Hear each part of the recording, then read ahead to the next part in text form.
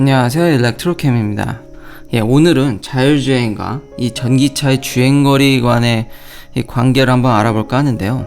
이 네이처 에너지에 굉장히 재미난 페이퍼가 나왔습니다.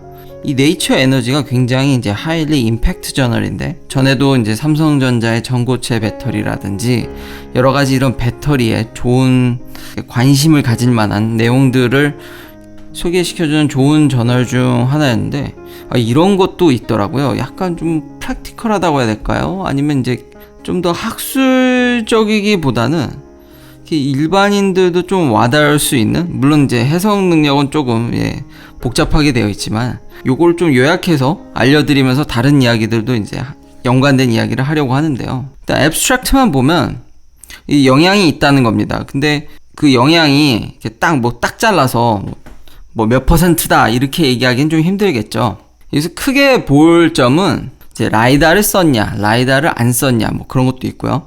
이 시뮬레이션을 어떻게 했냐, 이제 도심 주행을 했냐, 아니면 이제 교외로 나가는 주행을 했냐, 이런 것까지 해서 이제 배터리에 어떤 영향을 있고 얼마나 에너지를 뽑았었는지 이런 것을 종합적으로 이제 시뮬레이션에서 알려주는 페이퍼를 하겠습니다. 평균적으로 시티 드라이빙을 했을 때는 한 10에서 15% 정도의 에너지를 더 썼고요. 서번 드라이빙, 그러니까 바깥으로 나갈 때는 한 5%에서 10% 정도, 이게 평균값입니다. 그러니까 자율주행을 하기 위해서 어느 정도 주행거리에 영향이 있다라는 것을 알 수 있습니다. 여기 보시면 이 논문이 참 여러 가지를 진짜 다 이렇게 자료 조사를 참 잘해서, 정말 업계 최고의 이제 벨로다인 64 라이다 같은 경우는 이제 두 개를 쓰는데 각각 60W 정도의 전력을 쓴다든지, 아니면 같은 라이다여도 저전력 라이다를 이제 또 예를 든다든지, 이런 것들을 다 이렇게 모아가지고, 심지어는 여기 와이어 커넥터라든지 뭐 카메라가 얼마 쓰는지 이런 시스템을 구축하는데 정말 상세한 파트별을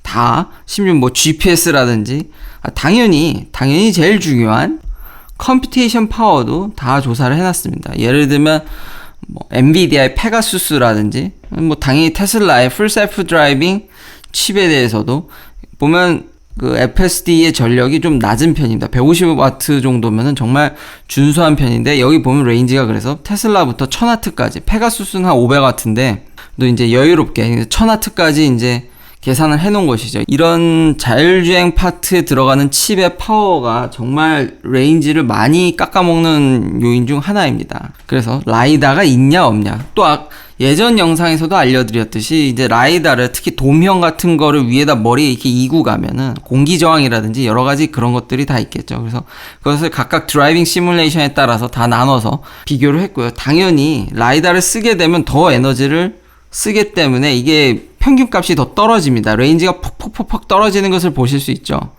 근데 이게 지금 아까 그 앱스트랙트에서 얘기한 게 평균값이기 때문에, 이게 최악의 경우를 산정하게 되면은 굉장히 많이 생각보다 이게 레인지를 날려먹더라고요. 거의 30%를 찍을랑 말랑, 이게 약간의 이제 레인지 바니까요. 그러니까 잘 쓰면, 그러니까 연비주행이라고 해야 될까요? 여러 가지 그런 것들을 이제 다 옵티멈하게 하면은 레인지의 이제 희생을 최소화할 수도 있지만, 최악의 경우는 정말 잘하면 30% 가까이도 날려먹을 수 있다라는 겁니다. 이런 자율주행이 들어가는 칩의 저전력 설계가 꽤 중요하다고 이제 꼬집습니다. 지난 영상에서 소개시켜드렸듯이 테슬라도 이제 하드웨어 4.0를 준비하고 있죠. 근데 이거는 프로덕션이 내년 말에나 이제 들어갈 예정이기 때문에요. 아직 기존 오너들한테 이것을 업그레이드를 해줄지 무상으로 해줄지 이런 내용들이 전혀 없습니다. 아직 생산조차 하지 않은 거니까요. 아마 이게 탑재되는 차들은 아마 2022년이 유력할 것으로 보입니다.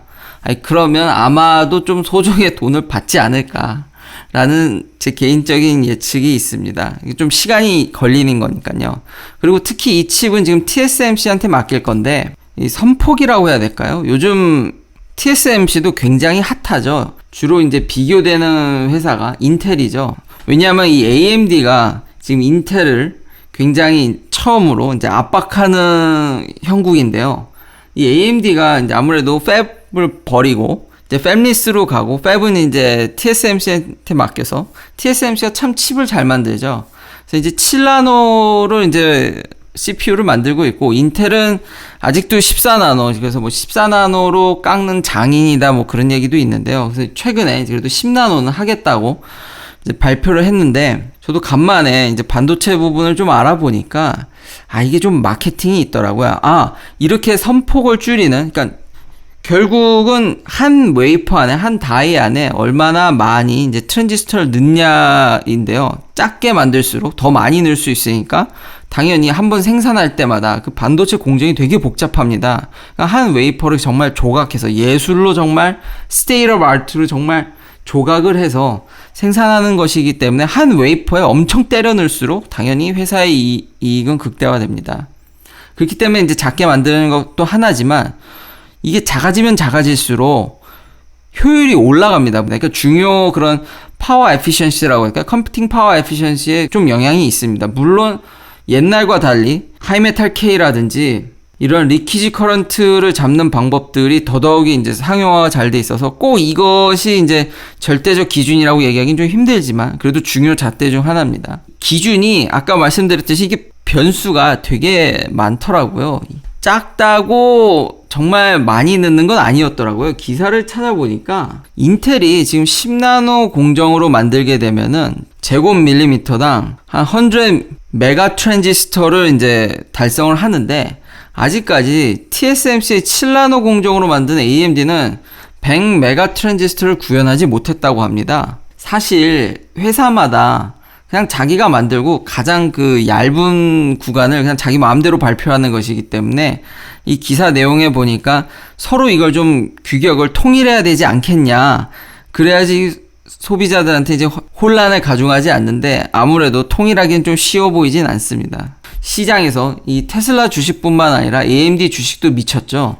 아무래도 이게 인텔이 EUV 공정과 좀 관련돼서 여러 가지 변수들이 있기 때문에요. 그래서 앞으로 AMD가 좀 더 장래가 밝을 수도 있긴 하겠습니다만 아직은 잘 모른다는 점. 저전력으로 이제 컴퓨테이션 파워를 늘리는 이제 효율이 좋은 CPU를 쓰던가, 아니면 뭐 배터리를 더 넣어서 레인지를 늘리던가, 지금 자율주행에 쓰여지는 컴퓨테이션 파워를 요 정도 레인지로 현재 기술로 이제 예상을 해서 자료를 모아서 이분들이 이렇게 논문을 쓴 건데, 앞으로 더 쓸 수도 있죠. 지금 컴퓨테이션 파워를. 이렇게 되면 최악의 경우를 진짜 산정하면 최소 진짜 주행거리 4분의 1이 날아가는 건데, 이건 좀 치명적입니다. 최근에 이제 주행거리에 대한 소식들, 혹은 충전 환경이 좋으면 또 좋겠죠. 금방금방 충전하면 뭐 주행거리에 대한 이제 부족함의 문제는 없을 것이니까요. 그래서 이제 루시드 모터가 그때 제가 저번에 517마일 배터리를 아마 더 넣은 것 같은데, 그것뿐만 아니라 충전 규격도 발표를 했습니다. 그래서 20분 만에 300마일을, 흔히 예상이 가능한 숫자인 게 당연히 900볼트를 썼으니까 이미 저희는 포르쉐 타이칸에서 한번 이 맛을 봤죠. 그렇지만 요즘은 언론사들도 그렇게 쉽게 속지 않습니다. 일렉트리파이 아메리카에 대해서는 제가 과거에 몇 번 얘기했었습니다. 아직 충전 환경이 촘촘하지가 못합니다. 그리고 앞으로의 계획을 봐도 테슬라에 한참 못 미칩니다. 향후 몇 년 동안은요.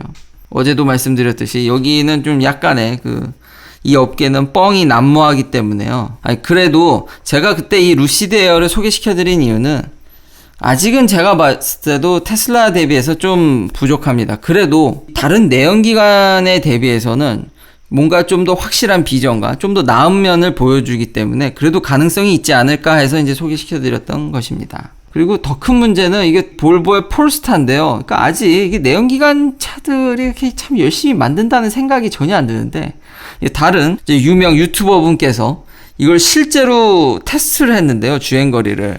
이 유럽 기준이 좀 주행 거리가 되게 뻥튀기해서 나옵니다. 근데 이게 충격적이었던 게 저 폴스타 2가 연비 주행을 했는데도 불구하고 저걸 달성을 못했습니다. 이분이 이 차만 한 게 아니라 다른 차들도 계속 하셔서 이제 업데이트를 하는데, 고속으로 가버리면은 기하급수적으로 주행거리가 줄어버립니다. 그래서 모델 3 대비, 경쟁사 이제 테슬라 모델 3 대비 한 22% 이상 차이가 나는 이제 결과가 나와서, 거기다가 만약 이런 상태에서 아까 처음에 보여드렸던 자율주행 기능들이 다 탑재된다면 주행거리가 정말 더 줄게 되는 것이죠.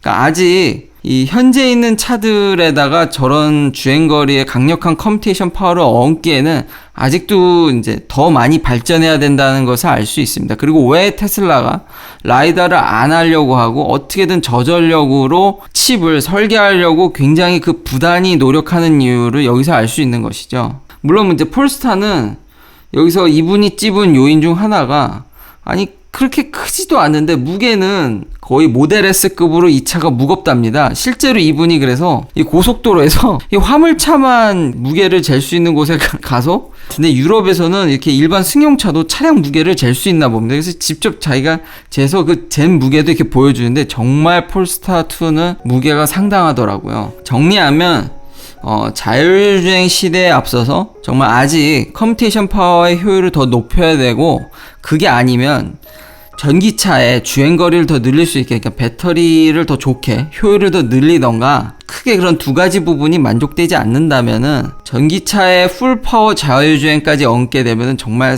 그 상당량의 주행거리 감소를 피할 수 없을 것 같습니다. 긴 영상 시청해 주셔서 감사합니다. 내일도 테슬라 관련 이야기들로 찾아뵙겠습니다.